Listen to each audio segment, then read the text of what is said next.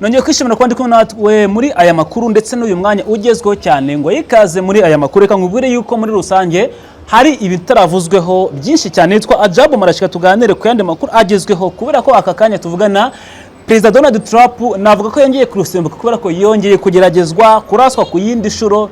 Donald Trump muri iyi myaka ya vuba arusimbutse inshuro nyinshi, kuko ubu tuvugana Trump yongeye kurusimbuka kubera ko umuntu umwe muri Amerika yongeye kugerageza kumurasa, ndetse uyu mugabo w'imyaka mike cyane yakoze ubutasi ndetse ashakisha amakuru yajyanye na perezida na famiye ye, ndetse ashakisha amakuru ya vice perezida J.D. Vance, ashakisha amakuru ya minisitiri w'ingabo Pete Hegseth, abo bose agamije yuko bapfa bikagerana isano ya bugufi n'ibivuga yuko haba ari intambara ikorera muri Iran. Rero yakomeza gushakisha, ndetse ku makuru bikavuga yuko yaba yashatse kongera kwicwa muri rusange nk'uko bigaragara n'inyandiko nyinshi izabigaragaje muri rusange. Yongeye kurusimbuka, ndetse navuga yuko uyu mugabo yaragiye kongera kuraswa muri rusange. Mu bivugwa nuko byatangajwe muri rusange, n'umusanzwe ukora akazi ko gutwara indege, aho yakoze akazi kadasanzwe ko kugerageza kwica Trump, aho yagerageje gufata imbunda akayinjiza mu biro ahakorera Trump, none ashaka avuga ko niyinjira mu biro ahita arasa Trump ndetse agahita apfa byihuse nk'uko biri kugaragara. Yabigerageje avuga yuko mu gihe cyose azabasha kugira amahirwe yo kugera kuri Trump ahita amurasa. Yashatse kandi yuko ahirika ubutegetsi bwose we na Trump, J.D. Vance na minisitiri w'ingabo bose akabakuraho, kuko ngo ntabwo yemera imikorere yabo ndetse n'ibyo bakora bya buri munsi. Uko byagiye bigenda rero iyi nkuru yose muri rusange nuko uyu mugabo we yagize ubushake ndetse akanagira gahunda n'icyerekezo cyuko yifuza guhirika buno buyobozi, ariko akabikora bwose akaburimburana n'imizi yabwo kuva kwa mbere, kuva kuworoheje kugeza kukomeye, kuko avuga ko iyi ntambara ngiri muri Iran itamushimishije. Niyo mpamvu yagerageje gukora ibishoboka byose, akavuga ko buno butegetsi agomba kubuhindura ndetse akabukuraho, cyangwa se umwe muri bo akaba yapfa byanze bikunze. Uwabikoze ni umukozi wo mu kigo cy'indege cya Amerika, umuntu wagerageje gushaka kwica Trump yabikoze kuri uyu munsi. Umukozi wa Leta Zunze Ubumwe za Amerika ushinzwe gutwara indege, ubwo ni umukozi wo mu kigo gishinzwe gutwara indege muri Leta Zunze Ubumwe za Amerika, uyu nguyu yatawe muri yombi uyu munsi. Arashinjwa ibyaha bitandukanye, harimo gukoresha iperereza ashaka kwica abayobozi bakomeye ba Amerika, harimo na Trump, kuko yavuze ko yashatse kwinjiza imbunda mu biro bya Trump kugira ngo abe yakwicwa. Rero yashatse kwica President Donald Trump mu buryo butandukanye, kandi anabagerageza inshuro nyinshi cyane, ndetse anakoresha imashini ya mudasobwa mu gushakisha amakuru n'ubundi butasi butandukanye, anakoresha ingenza kugira ngo amenye amakuru yibanze ku miryango y'abategetsi bakomeye muri Iran, muri Amerika, kugira ngo abe yabasha kubahitana mu gihe amara kumenya amakuru y'ingenzi.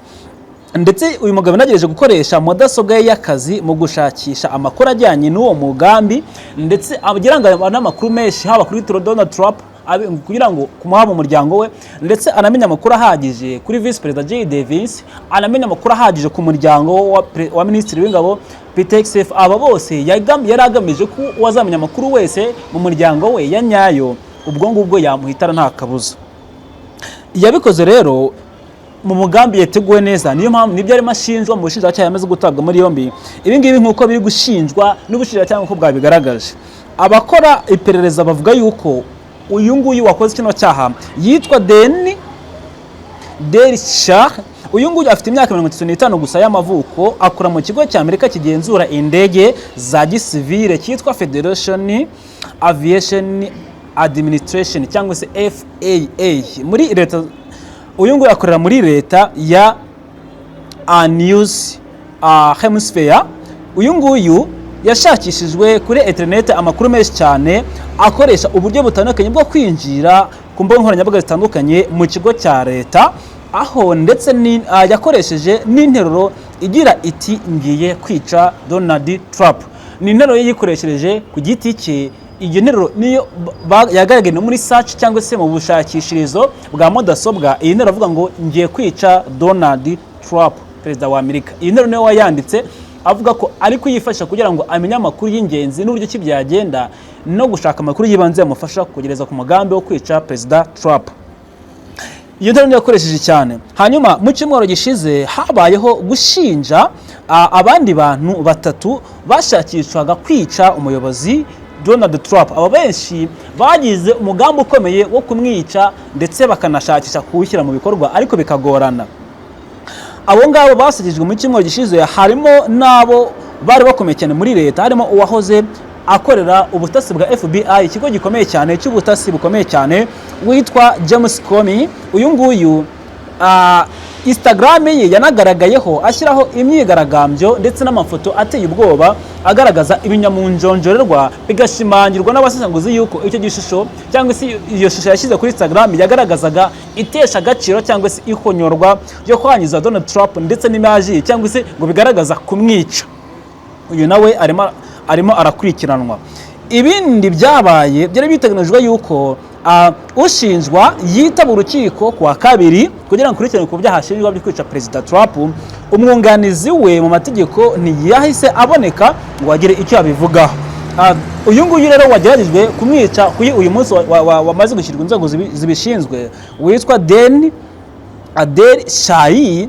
Uyu nguyu ni umu-enjeniyeri cyangwa se akaba ari ukanika imashini ukorera ishami rishinzwe kugenzura ikirere cya Amerika. Arakomeye cyane kubera ko akora mu kigo cy'indege, cyane ko ni umu-enjeniyeri ukomeye cyane ushinzwe gukora indege za gisivile muri Amerika. Ndetse kandi uyu nguyu anashinjwa gushakisha amakuru ajyanye n'imiryango ya Perezida Donald Trump, Vice Perezida J.D. Vance, Minisitiri w'Ingabo Pete Hegseth, nk'uko abishinjwa n'ubushinjacyaha ndetse nk'uko binavugwa n'ababonye muri mudasobwa ye n'abandi bagiye bumva amakuru yagiye ashakira hirya no hino kugira ngo amenye amakuru yibanze ku miryango y'abo bategetsi bose kugira ngo umwe muri bo abe yakicwa cyangwa se ubutegetsi bwose ngo abuhirike.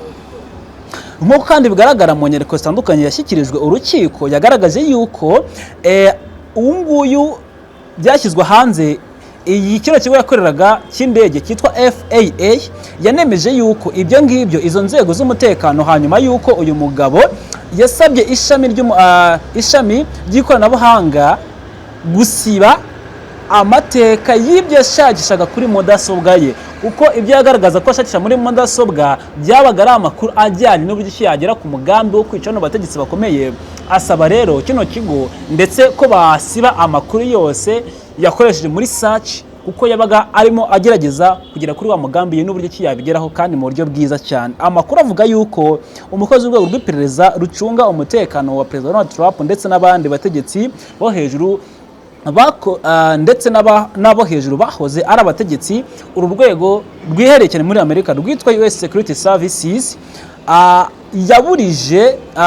yamubarije iwe abaza amakuru yihariye cyane, abaza umukozi wo muri US Security Service, amubaza iwe hari ku tariki ya 3 Gashyantare abaza amakuru yihariye ajyanye n'uyu muryango, aho bivuga yuko yemeraga yuko yakoze iryo perereza. Yashakishaga amakuru abaza uno mukozi kuko yaraze neza ko uyu mukozi kuba akora muri US Security Services, kino kigo gishinzwe gucunga abayobozi bakomeye n'abahozeho muri Amerika, yarazi neza ko byanze bikunze afite amakuru y'ingenzi cyangwa se atayabura, kuko yabaga nazi ko uko biri kose ari mu bantu bacunga umutekano w'abategetsi. Nimpamvu yamwatsa amakuru avuga ngo amakuru aza kumpa ndazi kuyakoresha icyo nshaka ngere ku ntego zanjye nk'uko bigaragara. Uyu niwe watanze uhamya avuga yuko uyu mugabo Dine yamwatse amakuru ndetse agakora iryo perereza kugira ngo amenye amakuru yose ajyanye n'uko byagenda, ndetse bikanamufasha gutegura umugambi we mubisha byari kunamufasha kugera ku nzozi ze zo guhitana abategetsi bakomeye muri kino gihugu. Ndetse byanavugaga yuko mu gihe amara kugeraho azamara kumenya ngo uko akamenya akantu ku kandi, haba aho yaca nuko yabikora n'icyamufasha, ndetse bikamufasha gutegura uwo mugambi we nk'uko byari byagiye hanze mu buryo bwagiye bugaragara. Uyu rero yamaze gukirwa inzego z'ubutabera harimo akurikiranwa, ndetse kandi ibintu nabyo bigagenda bihuzwa nuko bivuga yuko nawe ngo atishimiye intambara yashojwe kuri Iran. Hari abagiye bavuga yuko mu byatumye agerageza kuba yahirika cyangwa se yakwica umuyobozi wa Leta Zunze Ubumwe za Amerika Donald Trump n'abandi batandukanye bakorana nawe, ngo nuko bashoye intambara badashaka kuri Iran. Iyi ntambara benshi bifata nk'ari igihombo cyatumye Amerika ikora ibintu bitari bijyanye, ndetse abenshi bavuga yuko ngo Amerika atakoze ibyiza. Mu minsi ishize nanone undi wagaragaye w'umwarimu wari ushatse kwica Trump mu gihe bari mu birori bitandukanye, ngira ngo nawe murabyibuka yuko ubwo ari umusangiro muri iriya hotel igire White House n'abanyamakuru, byavuzwe yuko uriya nawe yashinjwaga cyangwa se vuga ko impamvu yarashatse kugereza kwica Trump no kumurasa ngo nuko atemeraga politike ya Trump ndetse avuga yuko impamvu nyamukuru ngo nuko adashaka yuko iyi ntambara iri muri Iran iba, ndetse akavuga ko yarabigizemo uruhare ndetse akanashyira mu bikorwa ngo ni ikintu yagombye kuba yabazwa ndetse akanabizana muri rusange. Iyo niyo mpamvu bagerageza bya buri munsi kumuruta amahwemo ndetse no gushaka kumwikiza kugira ngo nibura barebe ko iyi ntambara yazageraho akicuza ngo akayihagarika cyangwa se akayisubika cyangwa se akemera amasezerano y'amahoro, kuko Trump bavuga ko amasezerano ngo ya mbere yatuma bikemuka. Niyo mpamvu bavuga bati tumugerageze turebe uko byagenda kose bizarangira yemeye wenda agira icyo yakora cyangwa se n'icyo yavuga muri rusange. Uyu rero wamaze gushyirwa inzego z'ubutabera kuri uyu munsi, yamaze gufatwa ashyirizwa inzego zibishinzwe kuko arimo arakurikiranwa mu buryo bugaragara kugira ngo abe yabazwa uwo mugambi mubisha ndetse biryozwa gushaka kwica perezida w'igihugu, ndetse kugira ngo byose bijye ku murongo neza cyane. Hanyuma rero uyu mugambi nuko waruteye. Reka nshimire mwebwe abanyange muri aya makuru. Nitwa Ajabo Marashi, mwakoze cyane kwa nanjye. Imana mwese ibarinde. Imboni TV, imboni ya rubanda.